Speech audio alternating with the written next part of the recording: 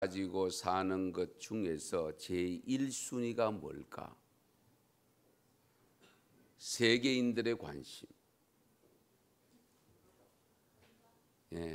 건강입니다. 어디를 가도 건강입니다. 우리나라도 병원이 이렇게 현대 병원들이 생기고 의술이 발달하고 뭐 갖가지 예방 접종을 함에도 불구하고 여전히 이구동성으로 하는 말이 건강이 제일이되, 그런 말씀들을 많이 듣게 됩니다. 정말 건강이 중요하다. 살아보면 살아볼수록, 연세가 들면 들수록 더욱더 느끼는 것이 건강입니다. 뭐 젊을 때 이렇게 살면 뭐 그 건강 그대로 계속 유지될 것 같은데, 그런 생각을 가지고 어느 순간에 본인에게도 이렇게 다가오는 여러 가지 현상들을 통해서 건강을 생각하고 건강을 위해서 무엇을 어떻게 해야 될 것인가 하는 것에 대한 관심사항이 남다릅니다.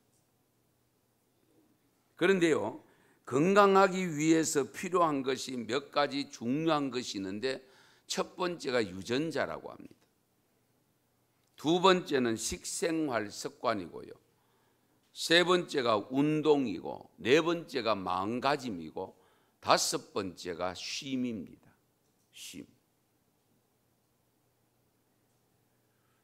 예방의학자들이 최근에 공통적으로 주장하는 건강 5대 요소, 마음, 호흡, 식사, 운동, 그리고 물이라고 있습니다. 물이 대단히 중요하다 하는 것을 강조하고 있습니다. 그런데 우리 세계보건기구에서 주장하는 건강한 삶은 그러면 어떤 것을 건강하다고 하느냐? 우리는 안 아프면 다 건강하다고 생각하는데, 이게 세계보건기구 WHO에서 주장하는 건강의 개념이 좀 다릅니다. 한번 들어보시기 바랍니다. 건강은 질병이나 불구가 없을 뿐만 아니라 신체적, 정신적, 사회적, 영적으로 완전히 안정된 역동적인 상태이다.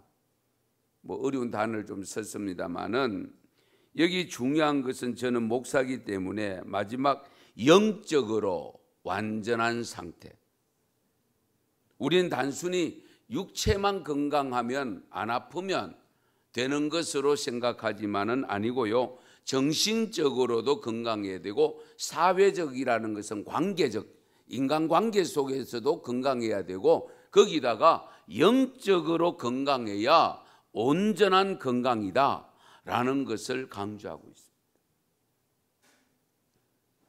이런 온전한 건강의 삶을 위해서 반드시 취해야 할 것이 뭐냐? 결국 쉼이라는 겁니다. 휴식이라는 것. 그래서 이미 하나님은 창조할 때부터 우리 인간은 일주일에 하루를 쉬도록 했고, 땅은 6년을 부려먹고 7년째는 1년 동안 쉬게 했습니다.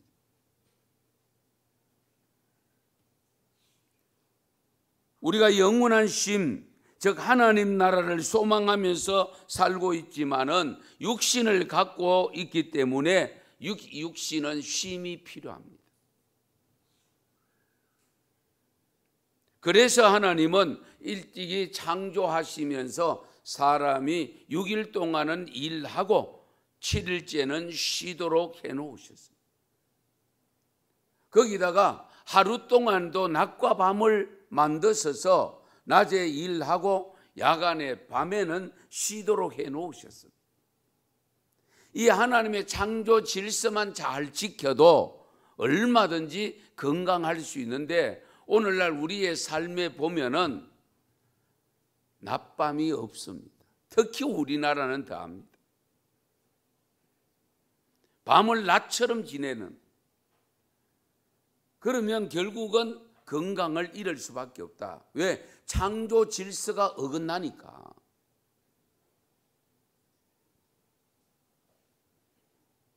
우리 인간의 욕심 때문에 건강의 법칙대로 살지 못하니까, 하나님의 창조 법칙으로 살지 못하니까 결국은 건강을 잃게 되어지고 생각지도 못한 병균은 자꾸 찾아들고 그리고 발생되어지고 새로운 질병들이 계속적으로 발병되고 있지 않습니까?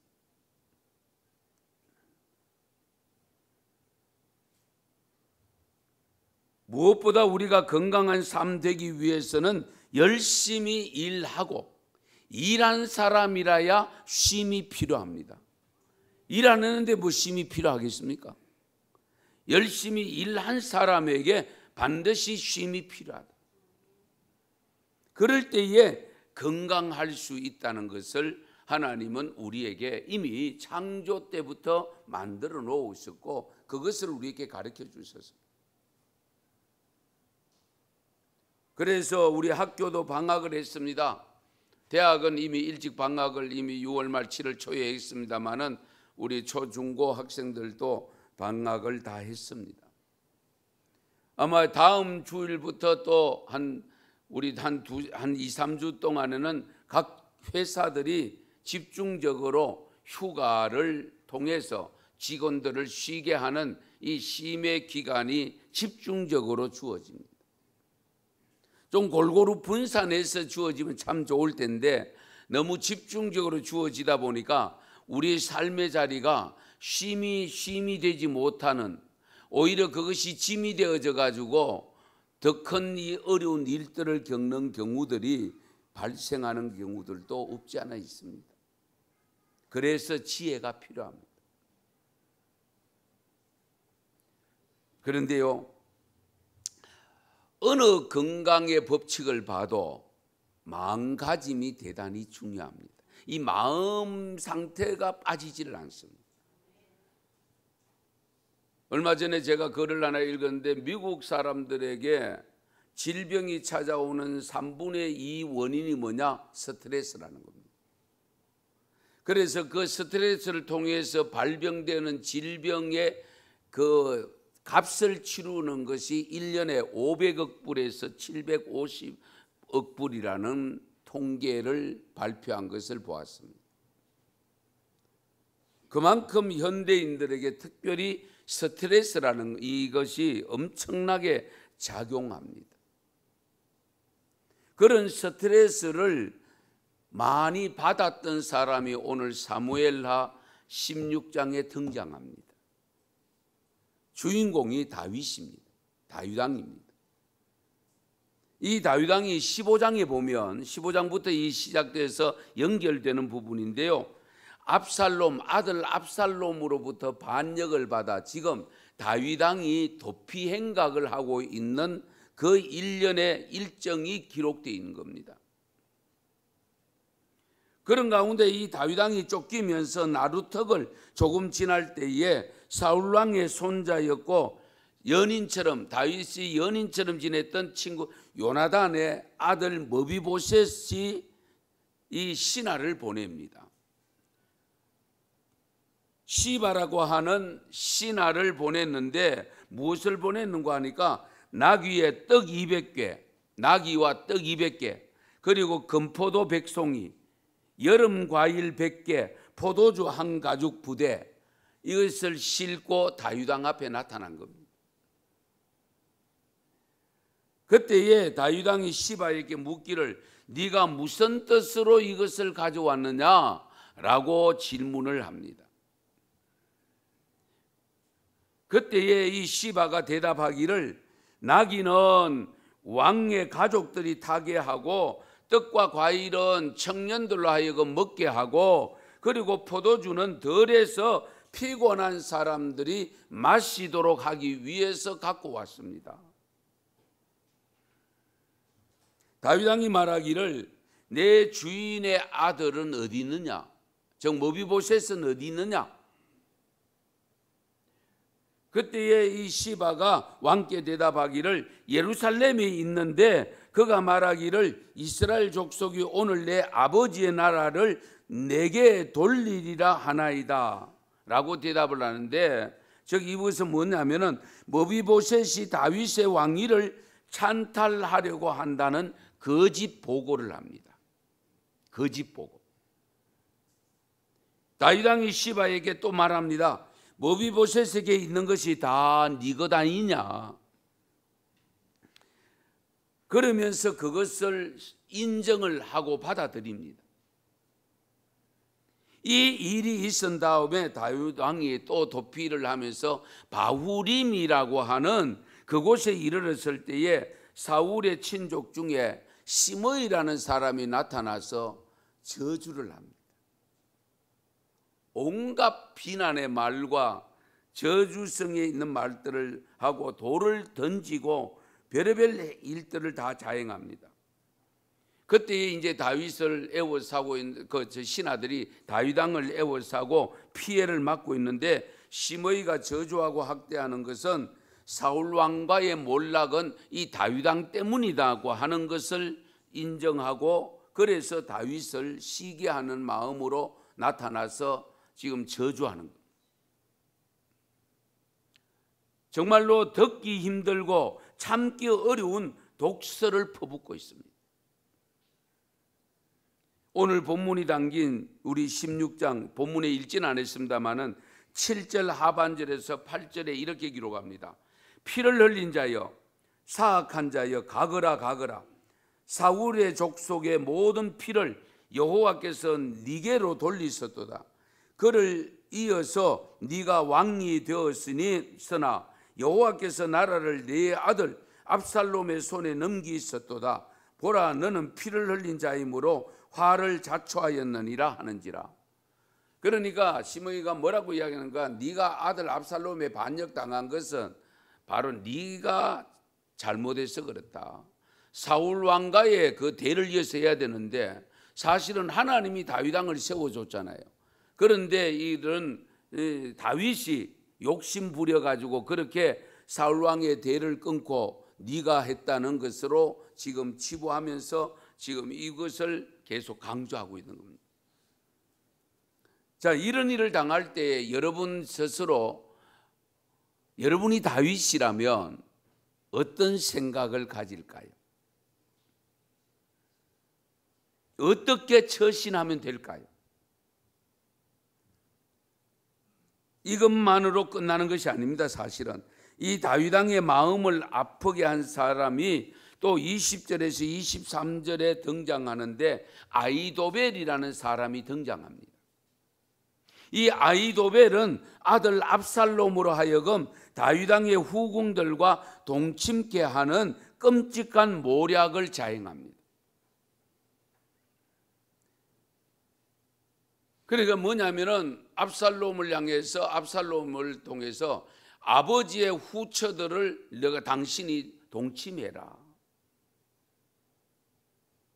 일이 이 정도 이렇게 되어지니까 아무리 담력이 큰 사람이라도 실망감이나 절망감이 찾아올 수밖에 없어요.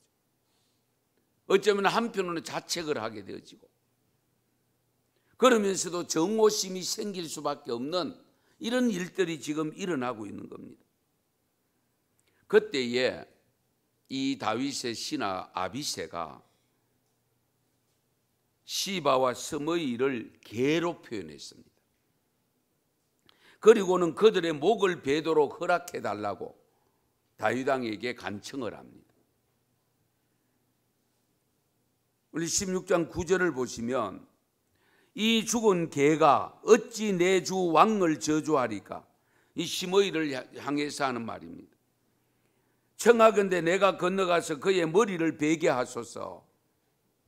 이 신하 아비새의 말을 듣고 계시던 우리 다윗 왕이 아비새에게 말합니다. 거기시 10절 11절인데요. 한번 같이 한번 읽어보실까요? 같이 읽습니다. 왕이 이르되 스루야의 아들들아 내가 너희와 무슨 상관이 있느냐?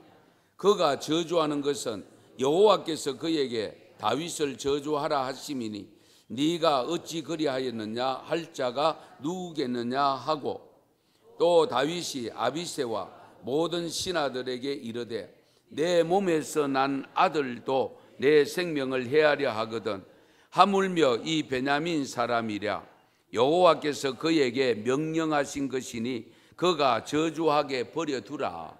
아멘. 참 다윗이요 멋있습니다. 그 하나님께서 나를 저주하라고 했을지도 모른다. 그 이야기입니다. 하나님이 저주하라고 했으면 하도록 내버려 둬야 안 되느냐. 네가 가서 해치려고 하지 말아라. 그러면서 다윗은 확실한 데가 있는데요. 여호와 하나님께서 반드시 자신의 원통함과 고통스러움을 알고 계실 것을 고백하고 있습니다. 그 내용이 12절입니다. 혹시 여호와께서 나의 원통함을 감찰하시리니 오늘 그 저주 때문에 여호와께서 선으로 내게 갚아 주시리라 하고. 할렐루야. 그렇게 정말 하나님이 나를 저주케 했을지도 모른다는 자책을 하면서도 그러나 하나님은 다 알고 계신다. 반드시 선으로 이걸 이겨낼 수 있도록 만들어 주실 것이다. 이제 그런 고백을 합니다. 그러면서 다윗 왕이 취한 아름다운 행동이 바로 14절입니다. 왕과 그와 함께 있는 백성들이 다 피곤하여 한 곳에 이르러 거기서 쉬니라. 마음도 쉬어야 되고 몸도 쉬어야 되고 정말 쉼이 필요하죠. 온갖 욕을 다 얻어먹고 저주를 얻어먹고 먼 길을 지금 가고 있고 식사도 제대로 못한 가운데서 그래도 머비보셋이 보낸 떡과 포도주와 여러 음식들을 통해서 나눌 수 있는 기회가 주어지기는 했습니다마는 어쨌든 다윗 왕과 이 백성들은 쉼이 절대적으로 필요했던 겁니다. 그래서 쉬니라 하는 말씀으로 14절에 맺고 있습니다. 성도 여러분, 혹시라도 다윗 왕처럼 나를 쉬게 하고 모함하여 나를 넘어지게 하려는 사람들이 욕을 하고 비방을 하고 다가오는 사람들로 인해서 마음이 지쳐 있는 분이 있으시면 다윗처럼 쉼을 좀 가지십시다.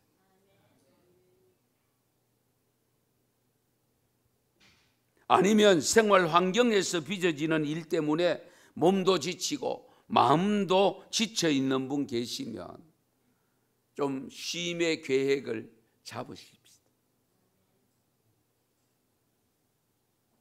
다윗 왕처럼 쉴 곳을 좀 찾으십시오.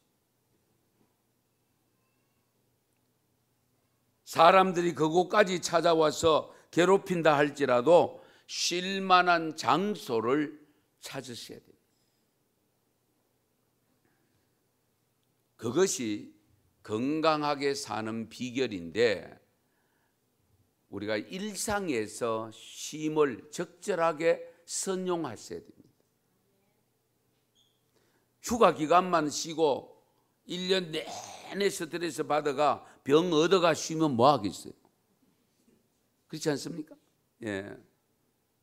병 얻기 전에 적절한 쉼이 필요한 겁니다.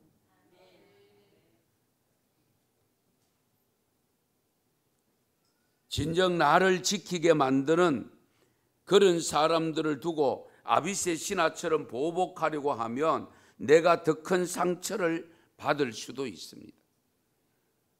하나님께 모든 것을 맡겨놓고 그냥 쉼의 자리를 찾아서 그냥 내려놓고 주님께 맡기고 하나님께 맡기고 쉬면 됩니다. 그래서 예수님께서 마태복음 11장 그 말씀하시잖아요. 수고하고 무거운 짐진 자들아 다 내게로 오라. 내가 너희를 쉬게 하리라. 그 말씀 뭡니까? 내가 책임져 줄게. 그 말씀이잖아요. 너 억울한 거, 너 고통스러운 거, 너 욕 얻어먹은 거 내가 다 책임져 줄게. 너 와서 내게 와. 주님께 오라고 있습니다.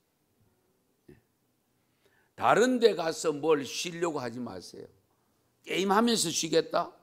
운동장에 가서 보는 것으로 쉬겠다? 뭘 이런 걸 가지고 쉬려고 하는 것은 가가 스트레스 더 받을 수도 있습니다. 왜? 내가 응원한 팀이 지고 있으면 스트레스 더 받거든요. 예. 해소하려고 갔다가 더 받고 온다니까요. 예. 그런 측면에서 참된 쉼은 주님께 있음을 믿으시기 바랍니다. 그래서 우리가 지혜가 필요합니다.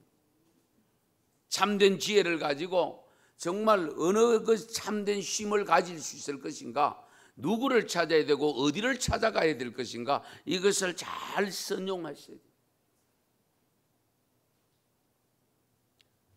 오늘 신약의 말씀 잘 아는 말씀다마는 누가복음 21장 37절 38절 말씀에도 보면 예수님께서는 낮에는 가르치시고 설교하시고 교육하시고 훈련시키시고, 그리고 저녁이 되니까 어떻게 됩니까? 쉬러 가셨다. 쉬러 가셨다는 것을 강조하고 있습니다. 그냥 저녁이 되니까 잠자러 가셨다 이러면 되는데 쉬러 가셨다는 것을 강조하고 있습니다. 그런데 백성들은 낮이 밝아지기만 하면은 예수님을 찾아옵니다. 그냥 찾아오는 사람 그냥 놀러 보낼 수 없으니까 병자 고쳐주시고 귀신 쫓아내시고 말씀 전하시고 하니까 얼마나 피곤하겠어요. 그런데 저녁이 되면 또 쉬러 올라가시고, 우리가 쉼이 언제 필요하냐 잘 들어보세요. 아름다운 음악을 들으면서도 소리만 들릴 뿐 마음에 감동이 흐르지 않는다면 지금 쉴 때입니다. 방글방글 웃고 있는 아기를 보고도 내 마음이 밝아지지 않는다면 지금은 쉴 때입니다. 식구들의 얼굴을 마주보고도 활짝 웃어주지 못한다면 지금 쉴 때입니다. 아침에 눈을 떴을 때 창문을 비추는 아침 햇살이 눈부시게 느껴지지 않는다면 지금 쉴 때입니다. 오랜만에 걸려온 친구의 전화를 받고도 바쁘다는 말만 하고 빨리 끊고 싶어 한다. 쉴 때입니다. 사랑하는 사람과 헤어진 뒤에 멀어지는 뒷모습을 보기 위해서 한 번 더 뒤돌아보지 않는다면 지금 쉴 때입니다. 섬기면서도 기쁨이 없고 그렇게도 보기 좋았던 것이 좋지 않게 보인다면 쉴 때입니다. 즐겁게 하던 일이 이제는 짜증스럽고 쉽게 하던 일이 힘들게 느껴진다면 지금 바로 쉴 때입니다. 가까이 지내던 사람들조차도, 아니 심지어 가족들조차도 만나는 것이 귀찮아지고 평소에 잘하던 일도 귀찮아진다면 바로 지금 쉴 때입니다. 그런데 오늘날 현대인들이 쉬어야 할 때임에도 제대로 쉬지 못하는 사람들이 많습니다. 바로 그것이 문제지요. 그래서 하나님은 우리로 하여금 6일 동안 열심히 일하고 주일 안식일 때는 쉬어라. 그뿐만 아니라 낮과 밤을 만드신 것도 낮에 열심히 일했으면 저녁에는 쉬어라. 그런데요, 최근에 제가 이 뒤에 저녁에 동네를 한 바퀴씩 이렇게 돌아보면 그 전부 식당들입니다. 식당들에게 꼭고 식당에 한두 몇 팀들은 335 앉아가 뭐 하는 거 가만히 보니까 전부 술 마시대요. 남녀를 막론하고. 그건 쉼이 아니죠. 예. 저렇게 하고도 건강하게 살 수 있다면 참 대단한 건강이다 하는 생각이 들더라고요.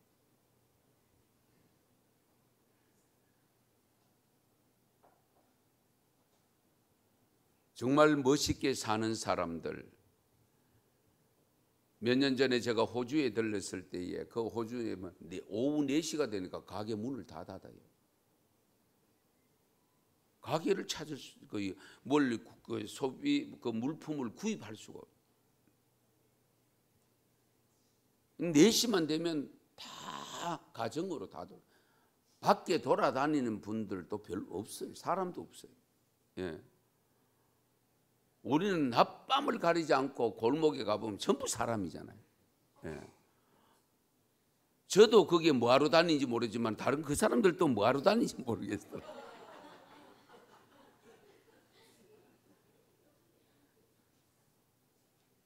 제가 가끔 차를 타면서 차가 왜 이렇게 많지? 나도 그거 있으면서도. 예. 여러분 아마 다 동일한 느낌일 겁니다. 그렇지요? 이분들이 어디를 다니고 왜 이렇게 다니지? 하는데 나도 거기 있더라니까요.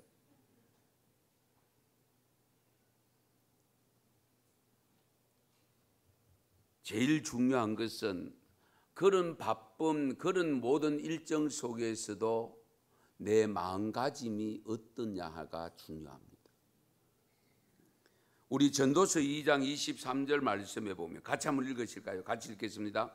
일평생에 근심하며 수고하는 것이 슬픔뿐이라 그의 마음이 밤에도 쉬지 못하나니 이것도 헛되도다. 아멘. 걱정도 팔자다. 밤에도 쉬지 못한다. 이 말은 뭡니까?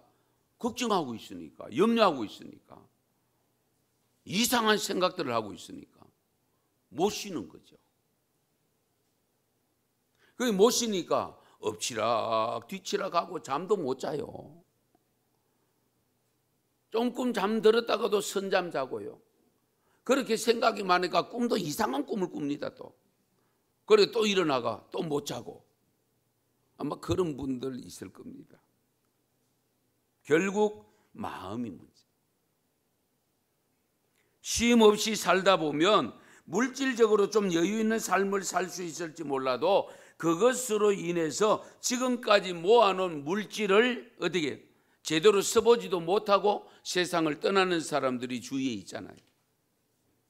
그리고 어떤 분은 그렇게 열심히 벌기 위해서 열심히 일했는데 지병에 걸려서 그 돈 다 쓰고 돌아가시는 분들이 또 있어요.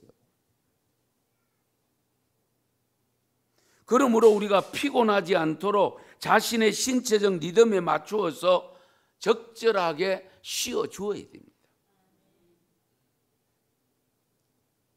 우리가 너무 바쁘게 살다 보면 피곤에 젖어 살잖아요. 그렇죠?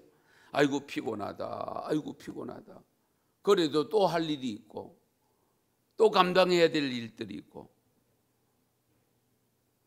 그렇게 되면 우리는 많은 것을 잃어버리게 됩니다. 훌륭한 기회를 잃어버리고요. 태도가 거칠어지게 되고요. 자신의 수행 능력이 점점 떨어지게 되어지고요. 그리고 질병에 대한 저항력이, 면역력이 떨어집니다. 그러므로 우리가 좋은 기회가 주어졌는데도 활용하지 못하면 얼마나 억울합니까? 오늘날은 육체적 피곤보다는 정신적 피곤함과 영적 피곤함이 더 많은데 육체 노동에서 정신 노동이 많기 때문입니다. 우리가 이 영적 피곤함은 스트레스와 걱정과 죄책감, 분노, 그리고 좌절감, 우유부단한 비현실적인 기대, 원한, 그리고 이외의 많은 다른 부정적인 감정들로 인해서 발생하는데요. 우리 성도님들께 제가 부탁드릴게요. 그 많은 그런 내용들이 교회에 오면 사라져야 되지 않겠습니까? 교회에 와서까지도 그런 스트레스를 받으면 그건 구제 방법이 없어요. 적어도 사회 속에서 겪는 그 모든 것이 교회에 오면, 예배 드리면, 기도 드리면 해결받는 그런 교회가 되어야 되지 않겠어요? 교회까지 와서 그런 스트레스를 받고 있으면 곤란하지. 잘 생각하세요.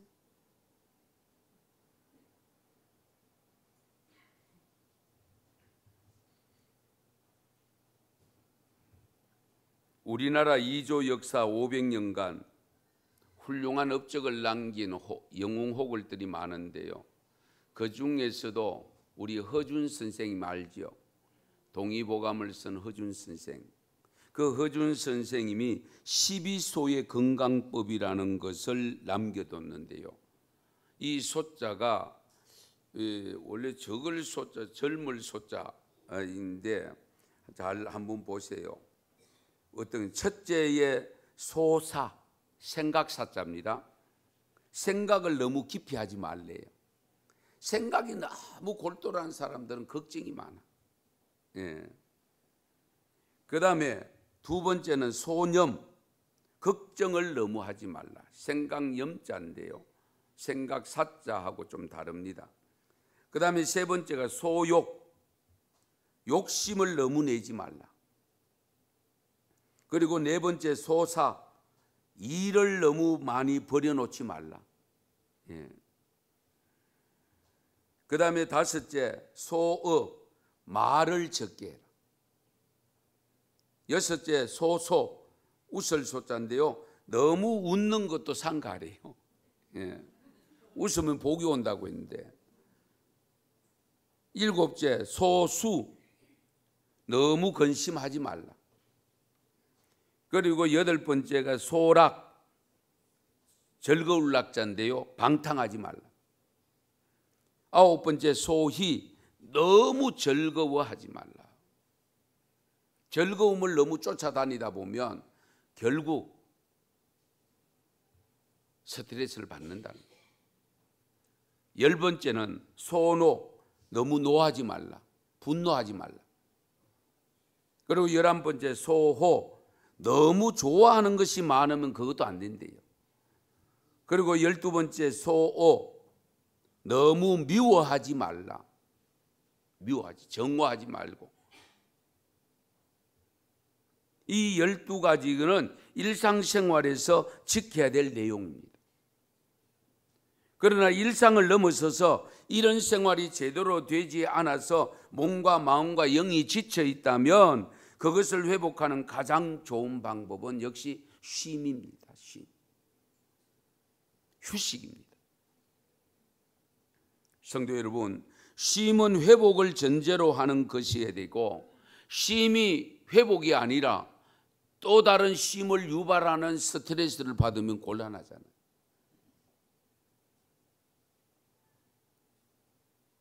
쉼을 위해서 고민해야 될 것이 하나 더 있는데요. 장소가 중요합니다. 어디서 쉴 것인가? 미가서 2장 10절에 보면 같이 한번 읽으실까요? 미가서 2장 10절입니다. 이것은 너희가 쉴 곳이 아니니 일어나 떠날지어다. 이는 그것이 이미 더러워졌음이니라. 그런즉 반드시 멸하리니 그 멸망이 크리라. 아멘. 쉴 곳이 아니다. 일어나라, 떠나라. 그 내용이 그 앞부분에 보면 10절 앞의 내용을 보면 요약을 하면 이렇습니다. 악을 행하는 곳, 선한 일을 하지 않는 곳, 죄 짓는 그런 자리는 쉴 곳이 아니다. 그런 자리는 떠나야 된다. 그러므로 우리가 쉴 때 장소가 중요합니다. 예수님은 쉴 때에 한적한 곳을 선택하셨잖아요. 한적한 곳. 혼자 있을 수 있는 곳, 모든 능력을 회복할 수 있는 곳, 또 신경 써야 될 이런 장소는 안 되지요. 그동안 잃어버렸던 것, 반드시 갖춰야 될 요소를 갖출 수 있는 쉼의 시간이 되도록 휴가 계획을 잘 세우셔야 돼요. 우리 학생들 방학 계획 잘 세우셔야 돼요. 그냥 되는 대로 아무렇게나 아니고 쉼의 계획을 잘 세우셔야 돼요. 하루의 일과 마찬가지 아닙니까? 숙제해야 될 시간, 책 읽을 시간, 성경 읽을 시간, 기도할 시간, 또 거기다가 진정 그냥 쉼으로 생각까지도 놓아버리는 그런 쉼의 시간, 스케줄을 잘 짜야 됩니다. 하지만 아무리 쉼을 가지더라도 반드시 지켜야 될 것이 있습니다. 쉬지 말아야 될 것이 있습니다. 그 부분에 대해서는 오늘 오후 찬양 예배 때 또 말씀드리려고 합니다. 우리가 쉬어야 되지만은 쉬지 말아야 될 것이 있어요. 예. 그런데 우리가 건강을 그러면 얻어서 뭐 하려고요? 이제 이런 질문이 나옵니다. 건강해서 뭐 하려고요? 뭐 하려고 하지요? 오래 살려고? 병원에 돈 안 갖다 드리려고? 우리의 삶의 궁극적인 목적은 하나님께 영광입니다. 이걸 놓쳐버리면 안 됩니다. 건강 얻어서 뭐 하려고? 그 건강 가지고 하나님께 영광 돌리는 데 쓰시려고 그 목적이 우선 되어져야 됩니다. 하나님께서 맡겨주신 사명과 직분 성실하게 감당하는 데 사용하려고. 모든 시간은 하나님이 나에게 주신 일상의 선물입니다. 하루하루가 선물 아닙니까? 그 선물로 받은 시간들을 잘 선용했어야 돼요. 다른 그 무엇을 다 얻어도 건강 잃으면 다 잃는 것이라고 했잖아요. 그러면 다른 거 다 얻지 못해도 건강하면 다 얻은 것과 마찬가지잖아요. 천하를 주고도 바꿀 수 없는 것이 생명이라면 그 생명 건강하게 보존하는 것이 곧 가치를 지키는 겁니다. 재산 지키려고 하다가 생명을 잃게 된다면 그 재산 누구의 것이 됩니까? 재산 지키려고 하다가 건강 잃으면 뭘 하겠습니까? 우리가 적절한 하나님의 법칙, 창조의 법칙에 따라서 지혜로운 삶을 살아 강건함을 얻으시고 얻은 건강 가지고 하나님이 기뻐하시고 하나님께 영광되는 삶으로 이어져서 반드시 승리하는 삶이 될 수 있기를 축원합니다. 축복합니다. 기도드리겠습니다.